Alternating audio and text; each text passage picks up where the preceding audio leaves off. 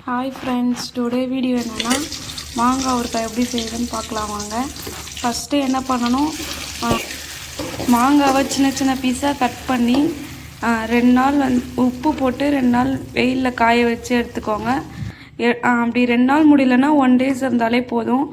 அப்புறம் வெந்தயமும் கடுகையும் ஒரு வானலில் போட்டு நல்லா ஃப்ரை பண்ணி எடுத்துட்டு அதை அரைச்சி வச்சுக்கோங்க.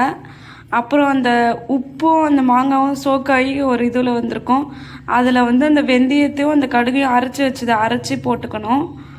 அரைச்சி போட்டு அப்புறம் அதே சில்லி பவுடர், வெறும் மிளகாத்தூள் சொல்லுவாங்க, காஷ்மீரி சில்லி பவுடர் போட்டுக்கலாம், நார்மல் சில்லி பவுடர் போட்டுக்கலாம்.